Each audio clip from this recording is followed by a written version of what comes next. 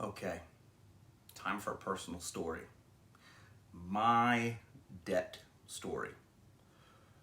When I graduated from college, and by the way, I graduated with a degree in finance and marketing from a pretty great school. After college, I went to work for a Fortune 500 company as an analyst, and then another Fortune 500 company as a financial analyst. And I was making good money. I had salary, benefits, and I had a 401k. I didn't know what a 401k was back then, honestly. And I remember hearing my family would always say, pay yourself first, pay yourself first. Like, what does that mean? And of course, you've got credit cards, and it's your first time as an adult living independently, so you spend money on furniture and maybe outfitting your kitchen and on weekends out and maybe trips and things like that with friends. And before you know it, you're racking up some debt. And then maybe you decide to upgrade your flat screen TV, maybe buy a cool mountain bike, get a new car, and it starts to snowball. Yup. Then, around that time, I decided it'd be a good idea to leave the stable job of salary and benefits world and dive in with both feet to being an actor. Now, mind you, I'd only taken acting classes in school at this point. I didn't have an agent. I didn't even have headshots. It didn't matter. So, those were definitely some mistakes in my early years. After a few years of acting in the Atlanta and Southeastern market, my friend and I booked a national TV commercial for Chevy with some NASCAR drivers. And that gave us our SAG-AFTRA eligibility, and it also gave us a nice little cushion of money because we wanted to move to Los Angeles. Because at that time, LA or New York were the places to go. I certainly don't believe that's the case anymore. I don't think you have to move to those specific markets or necessarily any market if you don't want to. I believe in blooming where you're planted. Well, my friend and I did make it to Los Angeles, and well, we got into classes and we submitted to agents, and we would go see improv shows and sketch comedy shows, and we would hang out with our friends, and we would be strategic. Oh, our friend's a bartender here, then we don't have to spend as much money.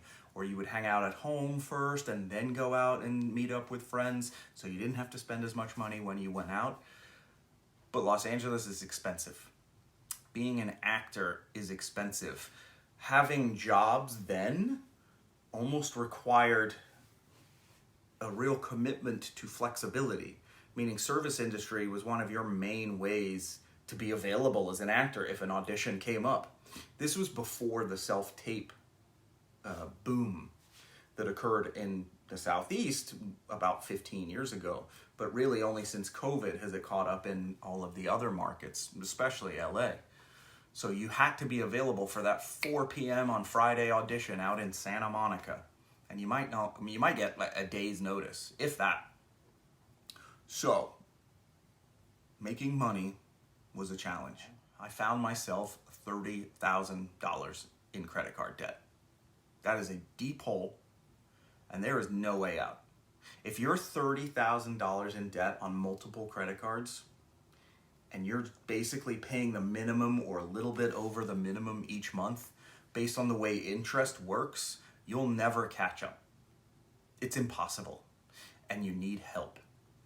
Well, there's a few ways you can dig yourself out of that hole. The first is to start making a lot more money.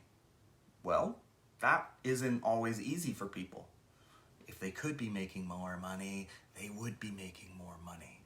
A side hustle isn't going to get you out of $30,000 worth of debt. Not in the near term, not quickly. Adding a new job. So now you're doing maybe 2 jobs, 2 full-time jobs. That can help, but that's stressful and it's exhausting and it takes time as well. So after a little bit of soul searching and a realization that I was in deep and I couldn't do this myself, I started looking into debt consolidation. And debt consolidation can take on a number of forms. But for me, what happened was I worked with a company a debt consolidation company, a nonprofit, by the way. You want to look for the nonprofits. And what they do is they have relationships with creditors.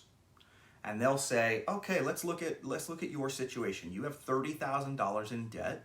Step one, we're going to take all that debt and we're going to reach out to all these creditors and say, hey, I know he's only been paying the minimum payment. I know he's been only paying $100 a month.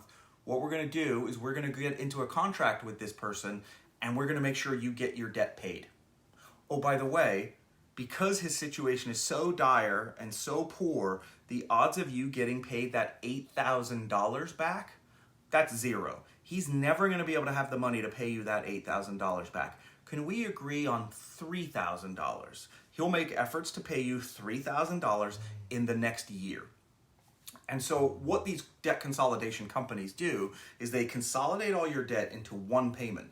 So now you, the client, are paying the debt consolidation company one monthly payment. Let's just call it $500.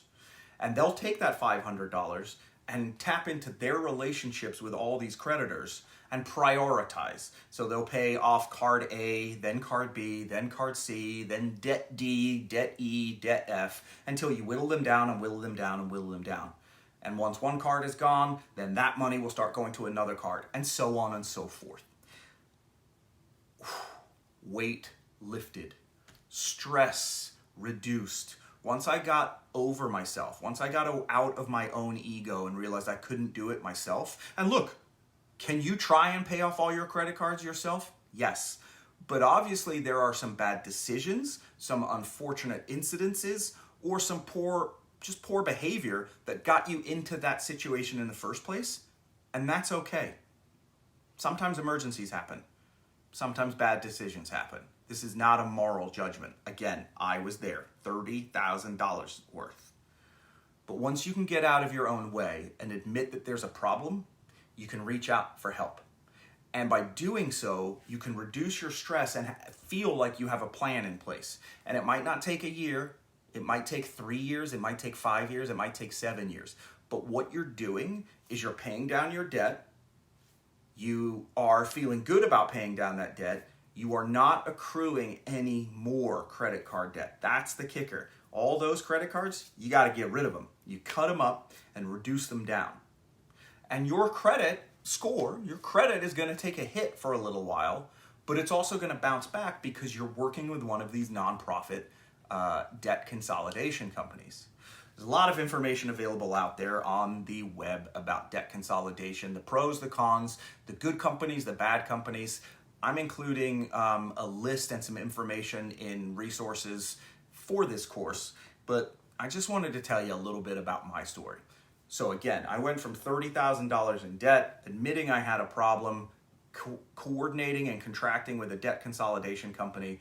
Fast forward a few years, I erased all of that debt. I turned my credit around, which allowed me to then buy a car because my car was getting to the end of its life and I needed to buy another car. So I was able to buy a car, and with better credit, your interest that they offer you actually comes down, which means you pay less over time.